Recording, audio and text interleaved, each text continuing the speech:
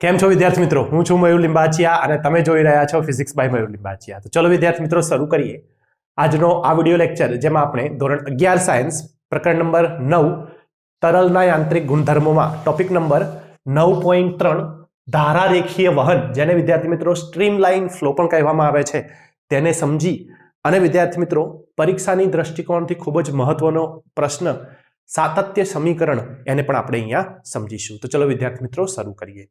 વિદ્યાર્થી મિત્રો, ધારારેખી વહન સમજતા પહેલા આપણે કેટલીક બેઝિક વસ્તુ એકવાર સમજી લેવી જરૂરી બને છે. જેમાં સૌથી પહેલા તો આ ટોપિક પહેલા આપણે જે પણ ટોપિક ભણ્યા છીએ, જેમ કે જેમાં તરલના ગુણધર્મો હતા, ઘનતા, પછી દબાણના પાસ્કલનો જે નિયમ છે, આ બધા જ ટોપિકોમાં વિદ્યાર્થી મિત્રો આપણે તરલને સ્થાયી માનીને ચાલતા હતા.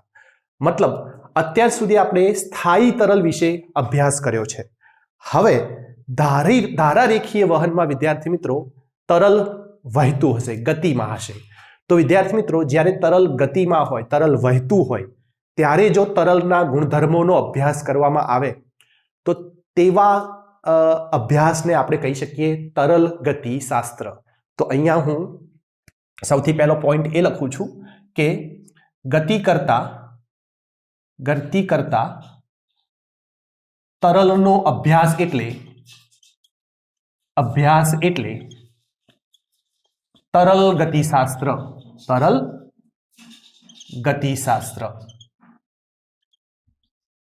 તરલ ગતિશાસ્ત્ર. તો વિદ્યાર્થી મિત્રો આ તરલ ગતિશાસ્ત્રમાં આપણે શું અભ્યાસ કરવાનો હોય, તરલ વિશે આપણે શું સમજવાના છીએ, તરલ ગતિશાસ્ત્ર આપણને તરલ વિશે શું માહિતી આપે, સૌથી પહેલા તો એ જોઈએ.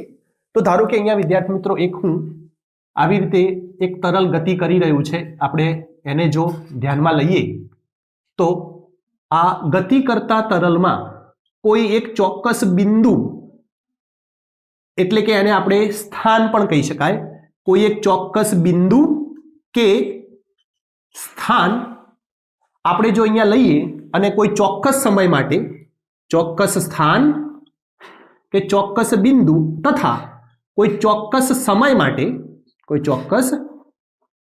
માટે જો વિદ્યાર્થી મિત્રો હું આ સ્થાનેથી પસાર થતા તરલના કણોનો અભ્યાસ કરું, અને આ તરલના કણોના અભ્યાસમાં આપણે શું અભ્યાસ કરવાનો છે, તો જે પણ તરલના કણો અહીંયાથી પસાર થઈ રહ્યા હોય એ તરલના કણોનો આ સ્થાન ઉપર વેગ કેટલો છે, તથા જે પણ તરલના કણો અહીંયાથી પસાર થઈ રહ્યા છે શું એ આ જ ગતિપથ ઉપરથી પસાર થઈ રહ્યા છે. તો આપણે એવું કહી શકીએ કે તરલ ગતિશાસ્ત્રમાં કોઈ પણ ચોક્કસ સ્થાને અને સમયે તે બિંદુએથી પસાર થતા તરલના કણોનો વેગ કેવો છે તેનો આપણે અભ્યાસ કરવાનો છે. તો જો આવો અભ્યાસ કરીએ તો આને આપણે કહી શકાય તરલ ગતિશાસ્ત્ર. તો આશા રાખું છું કે તમને તરલ ગતિશાસ્ત્ર વિશે થોડી માહિતી મળી હશે. હવે વિદ્યાર્થી મિત્રો ધારારેખી વહન ઉપર જતા પહેલા આપણે સ્થાયી વહન અને પ્રક્ષુબ્ધ વહન શું છે, સૌથી પહેલા તો એની બેઝિક માહિતી આપણી પાસે હોવી જોઈએ, જેથી કરીને આપણે શું કરી શકીએ વિદ્યાર્થી મિત્રો, ધારારેખીય વહનને સારી રીતે સમજી શકાય. તો અહીં સૌથી પહેલા તો સ્થાયી વહન આવે છે વિદ્યાર્થી મિત્રો. સ્થાયી વહન. તો સ્થાયી વહન એટલે શું? તો અહીંયા ધારો કે હું એક નળ લઉં છું, એક મારી પાસે એક આ નળ છે,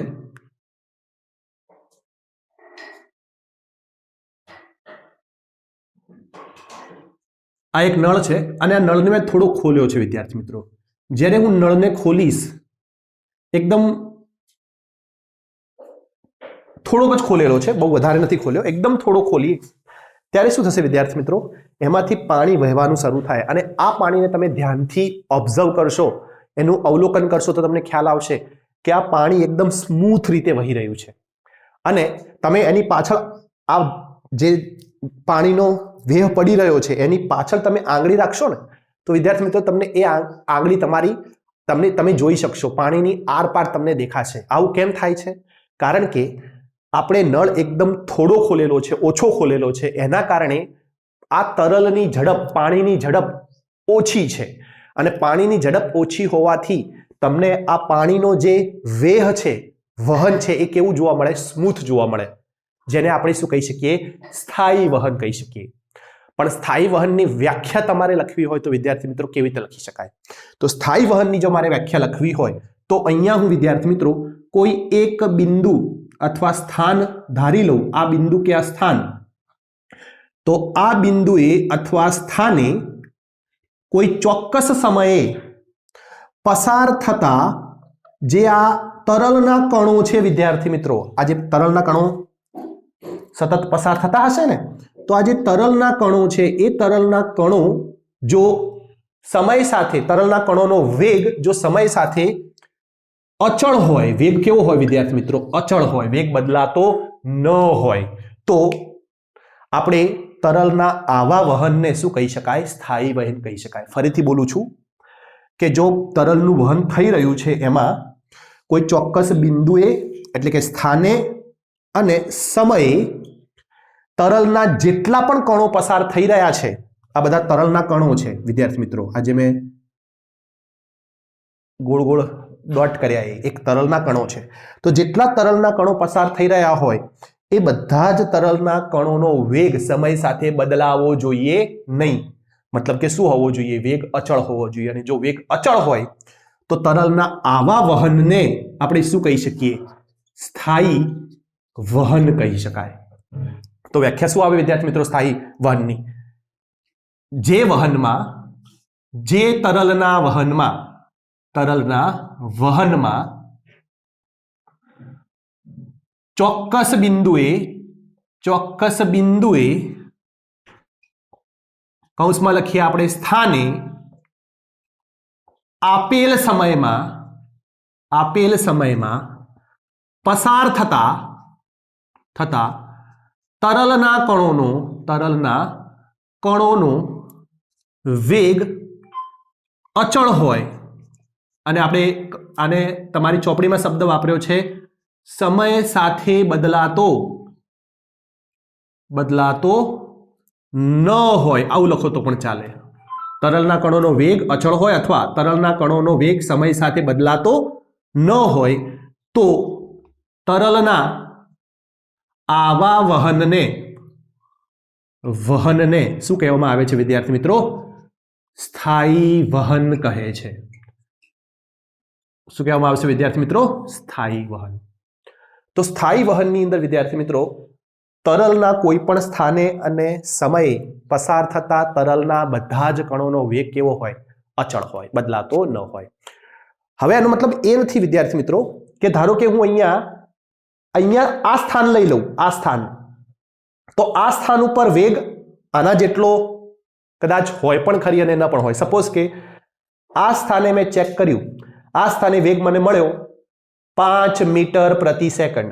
તો હું જો હવે સ્થાન બદલી નાખું તો કદાચ અહીંયા 5ની જગ્યાએ 6 મીટર પ્રતિ સેકન્ડ પણ હોઈ શકે અને કદાચ 5ની જગ્યાએ 4 મીટર પ્રતિ સેકન્ડ પણ હોઈ શકે.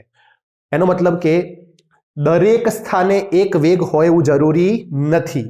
હા, તમે જે સ્થાને વેગનો અવલોકન કરી રહ્યા છો અથવા તમે ચેક કરી રહ્યા છો એ સ્થાને વેગ બધા કણોનો કેવો હોવો જોઈએ? સમાન હોવો જોઈએ. તો આવા કણને શું કહેવાય? આવા વહનને શું કહેવાય? સ્થાયી વહન કહેવાશે. હવે વિદ્યાર્થી મિત્રો સ્થાયી વહન દરમિયાન તરલ, ધારો કે આ એક તરલનો હું ગતિપથ બનાવું, બરાબર? ધ્યાનથી સમજજો. આવી રીતે એક તરલનો ગતિપથ છે, આ તરલ વહી રહ્યું છે.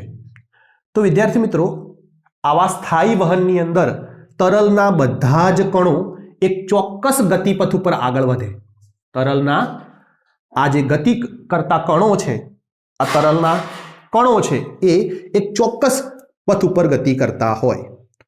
અને જો તરલના ગતિ કરતા કણો આવા વહનની અંદર જે પણ ગતિપથ ઉપર ગતિ કરી રહ્યા છે, જે ચોક્કસ ગતિપથ ઉપર ગતિ કરી રહ્યા છે, આવા ગતિપથને શું કહેવામાં આવે છે વિદ્યાર્થી મિત્રો? ધારા રેખા કહે છે. શું કહેવાય છે? આવા ગતિપથને શું કહે છે? ધારા રેખા. તો આની પરથી વિદ્યાર્થી મિત્રો આપણે ધારા રેખાની વ્યાખ્યા બનાવી શકાય કે ધારા રેખા શું છે. તો ધારા રેખા સ્થાયી વહન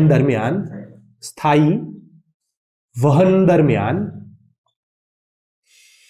તરલના કણોના ગતિપથને ધારા રેખા કહે છે.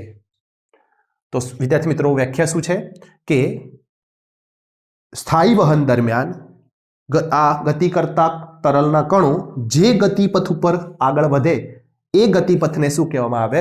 ધારા રેખા કહેવામાં આવે. અને ધારા રેખાઓને વિદ્યાર્થી મિત્રો એક વક્ર તરીકે લેવામાં આવે છે. ધારા રેખાઓને એક વક્ર તરીકે વ્યાખ્યાયિત કરવામાં આવે છે. જે વક્રના કોઈ પણ બિંદુએ દોરેલો સ્પર્શક, સપોઝ કે હું આ બિંદુએ મારે સ્પર્શક બનાવો છે તો અહીંયા સ્પર્શક, આ બિંદુએ બનાવો છે તો અહીંયા સ્પર્શક, ધારો કે અહીંયા તો અહીંયા સ્પર્શક. તો આ ધારા રેખા એવા વક્રો છે જે વક્રોના કોઈ પણ બિંદુએ દોરેલો સ્પર્શક તે તરલની અથવા તે તરલની ગતિના જે કણો છે, ગતિ કરતા કણો છે, એ ગતિ કરતા કણોનું શું બતાવે છે?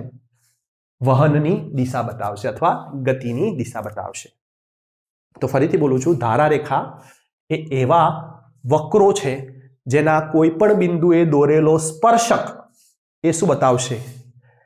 તે તરલના વહનની દિશા બતાવશે અથવા વેગની દિશા બતાવશે. તો વિદ્યાર્થી મિત્રો આ છે ધારા રેખા.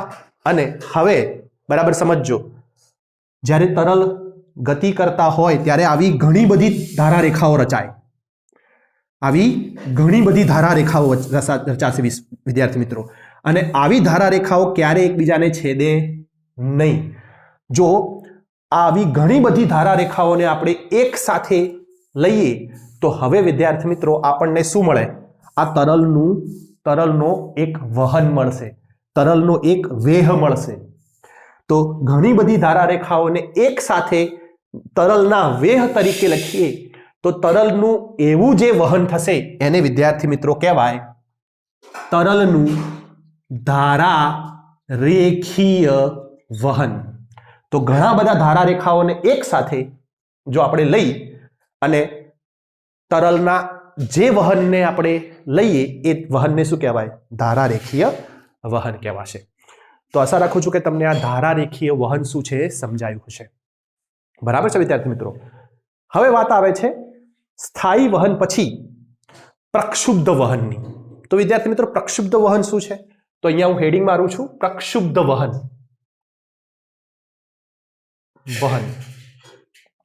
તો અહીંયા જુઓ, અહીંયા મેં શું કર્યું હતું?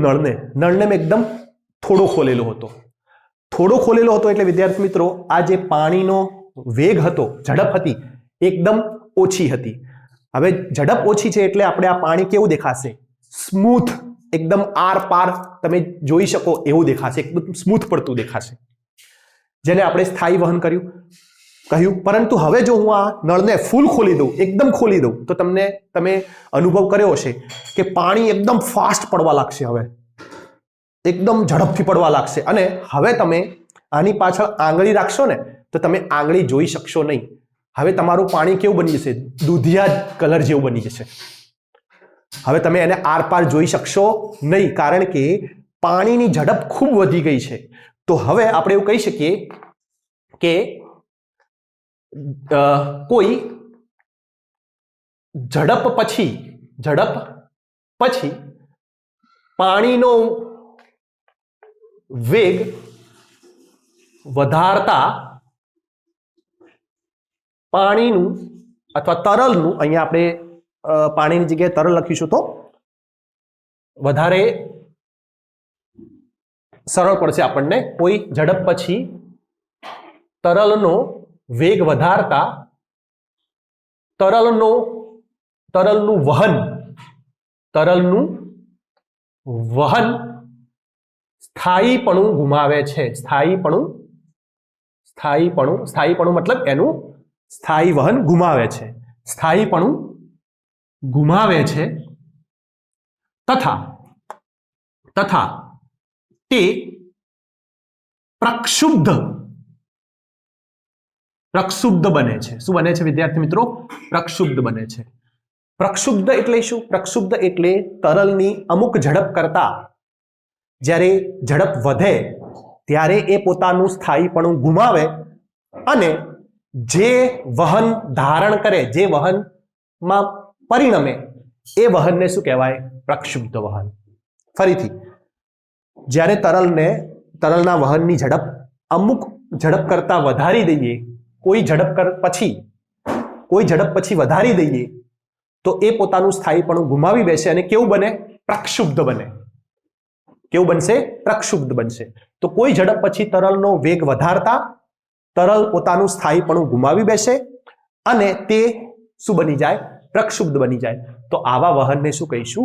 પ્રક્ષુબ્ધ વહન. તો પ્રક્ષુબ્ધ વહન કેવું હોય? તમને એક આકૃતિ તમારી ચોપડીમાં આપેલી છે. ધારો કે તમારું તરલ આ રીતે વહન પામી રહ્યું છે અને હું શું કરું છું? અચાનક અહીંયા એક અડચણ લાવી દઉં છું. ધારો કે એક પથ્થર મૂકી દઉં છું. તમે વિચારો, પાણી નદીમાં જઈ રહ્યું છે અને એક મોટો પથ્થર વચ્ચે આવે તો પાણી શું થશે? ટકરાઈને આજુબાજુમાં જશે એટલે શું થશે? પાણી ત્યાં ધૂંધળું થઈ જશે અને ત્યાં જાગ જેવું, મતલબ કે તમને ક્યાં કહેવાય, ફીણ જેવું ત્યાં તમને જોવા મળે. તો શું થશે અહીંયા? તો અહીંયા જે પણ કણો ગતિ કરી રહ્યા છે વિદ્યાર્થી મિત્રો, આ કણો જે સ્થાયી વહનમાં શું હતું? જુઓ, સ્થાયી વહનમાં એક ચોક્કસ ગતિપથ ઉપર આગળ વધતા હતા.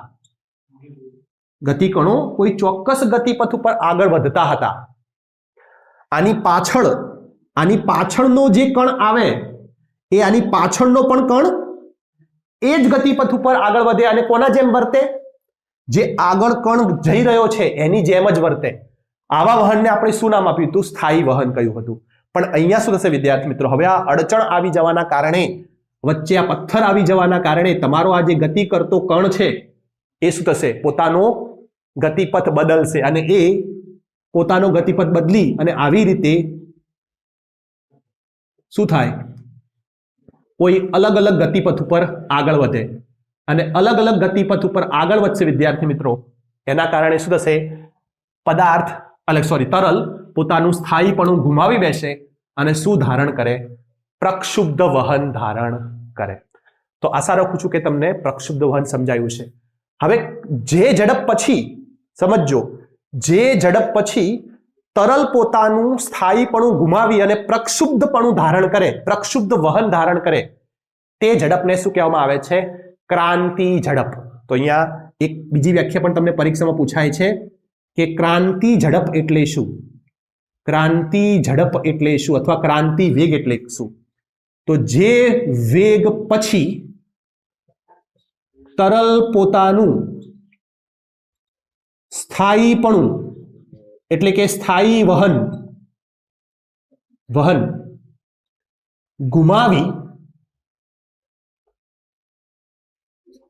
ગુમાવી અને પ્રક્ષુબ્ધપણું અથવા પ્રક્ષુબ્ધ વહન ધારણ કરે, તે ઝડપ કે વેગને ક્રાંતિ વેગ કે ઝડપ કહે છે. શું કહે છે વિદ્યાર્થી મિત્રો? ક્રાંતિ વેગ કે ઝડપ કહે છે. તો વિદ્યાર્થી મિત્રો, આ છે તમારું ધારારેખીય વહન અને એની અંદર સ્થાયી વહન, પ્રક્ષુબ્ધ વહન તથા ક્રાંતિ વેગ અને ધારારેખાઓ અને ધારારેખીય વહન.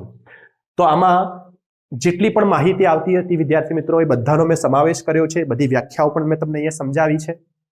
બીજો એક મહત્વનો પોઈન્ટ યાદ રાખજો કે જે ધારારેખા છે એ ધારારેખા વિદ્યાર્થી મિત્રો એ તરલના કણોનો કાયમી નકશાની જેમ વર્તે છે. કાયમી નકશાની જેમ વર્તે છે. એનો મતલબ શું થાય કે ધારો કે અહીંયા આ કણ છે, એ કણ શરૂઆતમાં જે ગતિપથ ઉપરથી ગયો તો પાછળનો કણ પણ શું હશે વિદ્યાર્થી મિત્રો? એ જ ગતિપથ ઉપર, જેમ કે એની પાસે એ નકશો છે એમ વર્તી અને એ જ ગતિપથ ઉપર આગળ વધે. તો આ છે ધારારેખીય વહન અને એની સાથેની જોડાયેલી કેટલીક માહિતી. હવે વિદ્યાર્થી મિત્રો, તમારે જો આને નોટ ડાઉન કરવું હોય તો નોટ ડાઉન કરી લો. હું હવે આને ઇરેઝ કરી અને તમને સ્થાયી વહન દ્વારા અથવા આપણે કહીએ કે ધારારેખીય વહન દ્વારા સાતત્ય સમીકરણ શું છે એ હું તમને સમજાવીશ. તો પ્લીઝ નોટ ડાઉન કરી લો. ત્યાં સુધી હું ઇરેઝ કરી અને આપણે સાતત્ય સમીકરણને સમજીએ. હવે વિદ્યાર્થી મિત્રો આપણે સ્થાયી વહન એના પછી ધારારેખીય વહનમાં અથવા સ્થાયી વહનની અંદર જે સાતત્ય સમીકરણ મેળવવાનું છે એ સાતત્ય સમીકરણ મેળવીશું અને આ સાતત્ય સમીકરણ આપણને શું માહિતી આપે છે એના વિશે પણ આપણે સમજીશું. તો વિદ્યાર્થી મિત્રો અહીંયા તમે જોઈ શકો છો એ પ્રમાણે મેં એક ધારારેખીય વહન લીધેલું છે, જેમાં આ તમે જોઈ રહ્યા છો એવી 3 ધારારેખાઓ દર્શાવી છે. આવી ઘણી બધી ધારારેખાઓ હોઈ શકે આવી રીતે, પણ મેં અહીંયા ફક્ત 3 દોરી છે, જે એક આ છેડા પરની છે, એક આ છેડા પરની છે અને એક વચ્ચેની છે. અને વિચારી લો કે આ શું રચે છે? તો એક તરલનું આ ધારારેખીય વહન રચે છે. તો હવે આ ધારારેખીય વહનમાં જે પણ કણો ગતિ કરી રહ્યા છે એના અનુસંધાનમાં આપણને સાતત્ય સમીકરણ કેવી રીતે મળે, સૌથી પહેલા તો આપણે એ સમજવાનું છે. તો વિદ્યાર્થી મિત્રો મેં અહીંયા શું કર્યું છે જુઓ, આ ધારારેખીય વહનમાં 3 બિંદુઓ કે સ્થાન ધારી લીધા છે.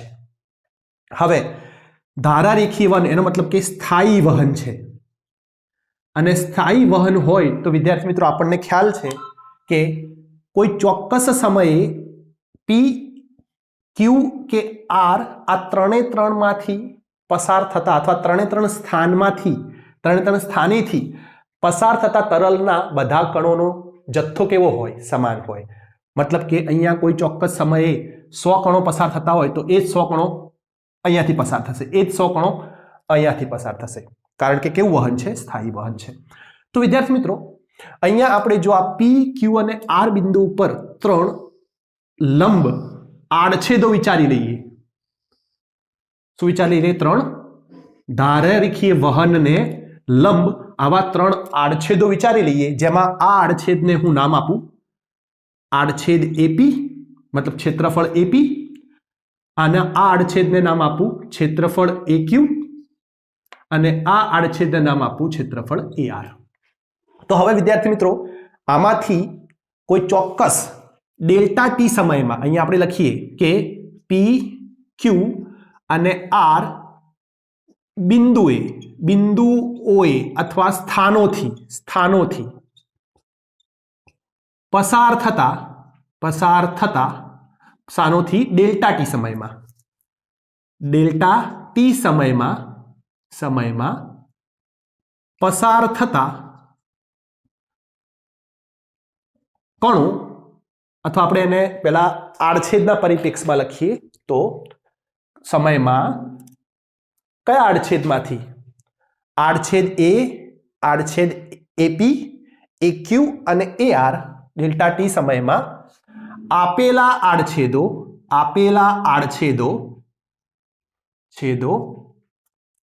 જેને આપણે કૌંસમાં લખીએ છીએ ક્ષેત્રફળો કયા છે? એપી, એક્યુ અને એઆર માં PQR બિંદુએ સ્થાનોથી ડેલ્ટા ટી સમયમાં આપેલ આડછેદો અથવા ક્ષેત્રફળો એપી, એક્યુ, એઆર માં પસાર થતા તરલના કણોનો જથ્થો, જેને આપણે શું કહીએ વિદ્યાર્થી મિત્રો? દળ કહીશું. જો ડેલ્ટા એમ હોય તો શું લખી શકાય વિદ્યાર્થી મિત્રો? તો બિંદુ પી માટે લખીએ તો શું લખી શકાય? બિંદુ પી સ્થાને શું લખી શકાશે? ડેલ્ટા એમપી બરાબર અહીંયાથી પસાર થતા જે કણોનો જથ્થો છે એને મેં શું નામ આપ્યું? Delta MP. બધા માટે ડેલ્ટા એમ નહીં અપાય, દરેક માટે આપણે delta MP, delta MQ, delta MR અલગ અલગ કરવું પડે. તો પહેલા મેં પી માટે પી સ્થાને કહ્યું તો ડેલ્ટા એમપી બરાબર, હવે આપણને ખબર છે વિદ્યાર્થી મિત્રો ઘનતા બરાબર દળ ભાગ્યા કદ છે. તો હું દળને લઈ લઉં તો શું આવે? ઘનતા ગુણ્યા કદ. તો હું આ સમીકરણનો ઉપયોગ કરું તો મારે પહેલા તો શું નક્કી કરવું પડે કે આ તરલની ઘનતા શું છે? તો વિદ્યાર્થી મિત્રો આ તરલની ઘનતા આપણે અહીંયા ધારી લઈએ છીએ શું છે, રો છે. તો પી બિંદુ આગળ તરલની ઘનતાને હું રો પી કહીશ. હવે તમે કહેશો સાહેબ તરલ તો એક જ છે તો ઘનતા શું હશે, એક જ હશે. તો યસ, ઘનતા આપણે શું ધારીશું, એક જ ધારીશું. મતલબ રો પી બરાબર રો ક્યુ બરાબર રો આર બરાબર રો. તરલ તો એક જ વહે છે તો ઘનતા તો કેવી હોય, અહીંયાથી પસાર થાય કે અહીંયાથી પસાર થાય કે અહીંયાથી પસાર થાય, તરલ તો એક જ છે એટલે ઘનતા પણ કેવી રહેવાની, એક જ રહેવાની. તો પણ હું અત્યારે આને રો ની જગ્યાએ રો પી લખું છું કેમ કે હું બિંદુ પી માટે અત્યારે લખી રહ્યો છું.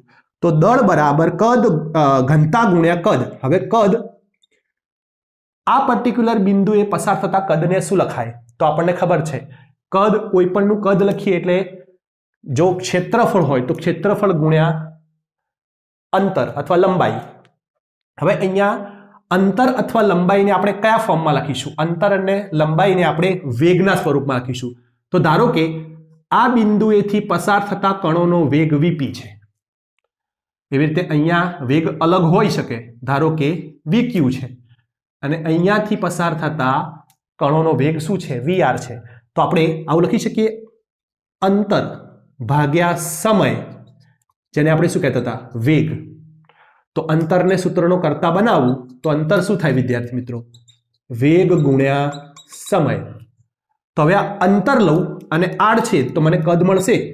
કદ શું થાય, આડછેદ એટલે કે એપી ગુણ્યા અંતર ગુણ્યા અંતર. અંતર તો શું છે, અંતર તો છે વેગ ગુણ્યા સમય.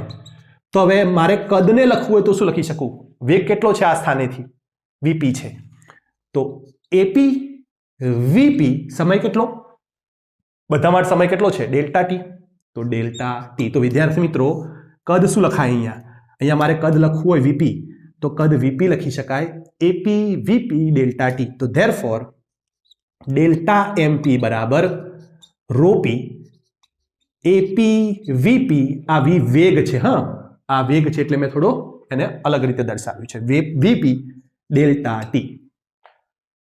તો આ આપણને શું મળ્યું વિદ્યાર્થી, તો બિંદુ પી અથવા આપણે કહીએ બિંદુ અથવા સ્થાન પી માટે જથ્થો કેટલો, ડેલ્ટા એમપી.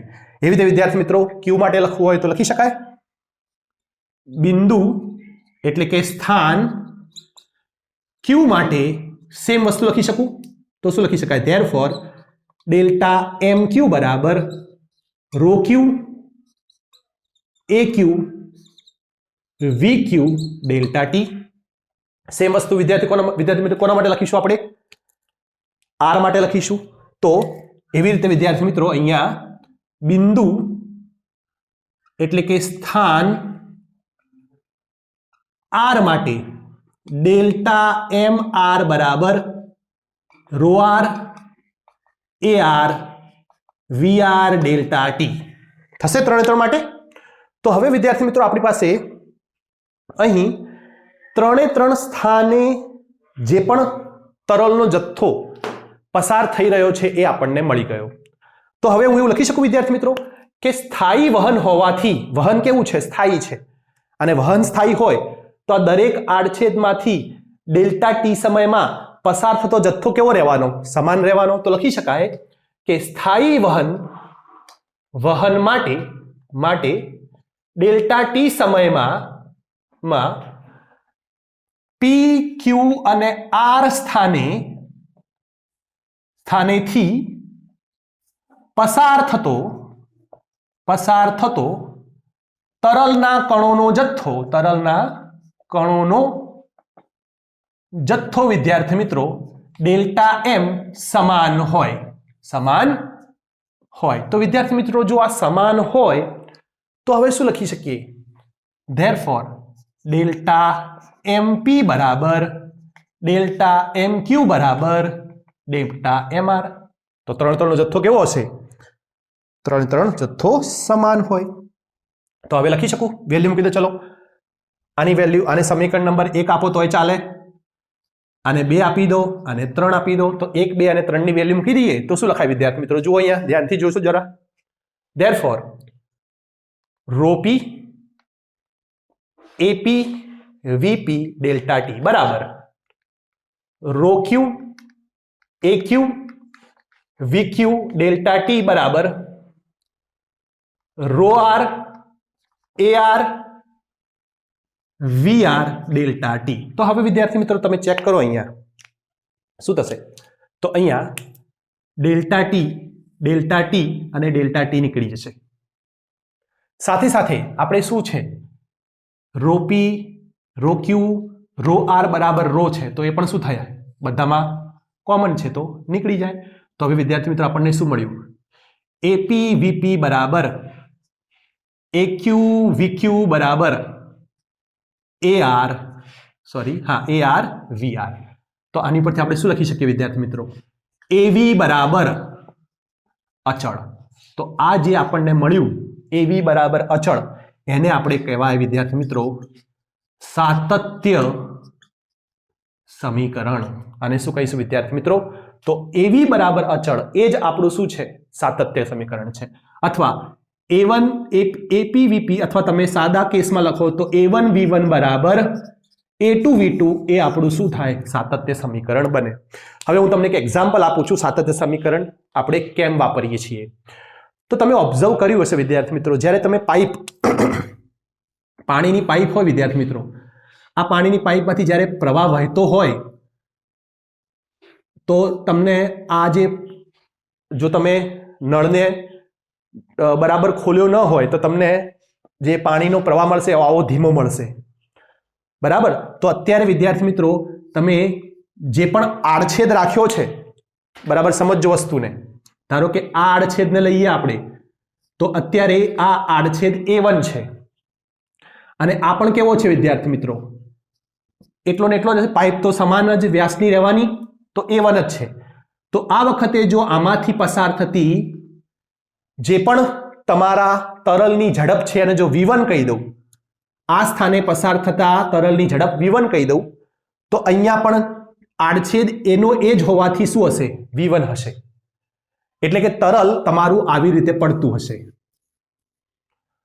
જો મારે આ તરલને ઠેક દૂર સુધી ફેંકવું હોય તો મારે શું કરવું પડે. તો તમે બધાએ અનુભવ કર્યો હશે. તમે શું કરો છો તરલ આ પાઇપને આવી રીતે આગળથી ઢાંકી દો છો થોડી અડધી. તો તમે શું કરી રહ્યા છો આ પાઇપને વિદ્યાર્થી મિત્રો જે પહેલા આખી હતી હવે તમે થોડી શું કરી આંગળીથી ઢાંકી દીધી. મતલબ કે એનો આડછેદ કેવો બનાવી દીધો તમે એનો આડછેદ તમે આંગળીથી ઢાંકી અને આડછેદ કેવો બનાવી દીધો નાનો બનાવી દીધો. મતલબ અહીંયા જે A1 છે એ તો એટલો ને એટલો રહેવાનો પણ અહીંયા શું થઈ ગયું વિદ્યાર્થી મિત્રો આડછેદ નાનો બની ગયો. મતલબ હવે ત્યાં આડછેદ A1 નથી રહ્યો. હવે શું થઈ ગયો આંગળી દ્વારા દબાવ્યું એટલે અડધું દબાવ્યું એટલે આડછેદ એના કરતા અડધો થયો નાનો થયો. તો શું થશે તો સાતત્ય સમીકરણ અનુસાર જો તમે આ આડછેદને હવે તમે અહીંયા ધ્યાનથી જોજો કે જ્યારે સાતત્ય સમીકરણ અહીંયા લગાવીશ તો સાતત્ય સમીકરણ શું કહે છે A1 V1 હજી અહીંયા વેગ તો કેટલો છે V1 છે પણ અહીંયા વેગ શું થશે હવે અહીંયા વેગ બદલાઈ જશે. સાતત્ય સમીકરણ આડછેદ બદલાઈ ગયો તો વેગ શું થઈ જાય જો બદલાઈ જાય તો હવે અહીંયા વેગ શું થાય V2 થાય અને વેગ V2 કેવો હશે V1 કરતા મોટો હશે. કેમ તો તમે જુઓ આડછેદ નાનો થાય તો વેગ કેવો થવો જોઈએ મોટો થવો જોઈએ. શું કરવા માટે ડાબી સાઈડને બેલેન્સ કરવા માટે. ડાબી સાઈડ તો તમારી બદલાણી નથી તો A1 V1 બરાબર A2 V2 થવા માટે તમે A2 ને નાનો કર્યો તો ઓટોમેટિકલી V2 શું થઈ જાય મોટો. કેમ કે આ બંને શું છે ઇક્વલ છે. જો એક આને ઘટાડો તો આને વધારવું પડે તો તરલ શું કરશે ઓટોમેટિકલી અહીંયાથી નીકળતો વેગ વધારી દેશે અને જે તમારું તરલ પેલા અહીંયા સુધી પડતું હતું હવે તમારું તરલ ઠેક દૂર સુધી જઈને પડશે કારણ કે એનો વેગ શું થઈ ગયો વેગ વિદ્યાર્થી મિત્રો હવે વધી ગયો કારણ કે તમે આડછેદને નાનો કર્યો. તો જો તમે વિદ્યાર્થી મિત્રો A2 ને A1 કરતા નાનો કરો આ કેસમાં તો તમારો વેગ V1 કરતા વધી જાય. સોરી ઉલટું કર્યું મેં V2 એ V1 કરતા શું થશે વધી જશે અને જો તમે આ વ્યાસને મોટો કરી દો તો વેગ ઓટોમેટિકલી ઘટી જવાનો છે. તો આ રીતે વિદ્યાર્થી મિત્રો આપણે સાતત્ય સમીકરણનો ઉપયોગ આપણા રોજિંદા જીવનમાં પણ કરતા હોઈએ છીએ. તો આશા રાખું છું કે તમને સાતત્ય સમીકરણ સમજાયું હશે. જો મારી ટીચિંગ મેથડ પસંદ આવતી હોય તો પ્લીઝ ચેનલને સબસ્ક્રાઇબ કરો, નોટિફિકેશન બેલ આઇકોન પણ દબાવો અને તમારા ફ્રેન્ડ સર્કલમાં, ગ્રુપમાં આ વિડીયોને જરૂરથી શેર કરો. અને આ વિડીયોને શેર કરવાથી તમે મને પણ સપોર્ટ કરી રહ્યા છો, ચેનલને તમે આગળ વધારી રહ્યા છો. તો રિક્વેસ્ટ છે, પ્લીઝ ચેનલને શેર, સબસ્ક્રાઇબ કરી અને તમારા ફ્રેન્ડ સર્કલમાં આ વિડીયોને જરૂરથી શેર કરો. હવે આપણે મળીશું નેક્સ્ટ વિડીયોમાં. ત્યાં સુધી બધા વિદ્યાર્થી મિત્રોને થેન્ક્સ ફોર વોચિંગ. બાય.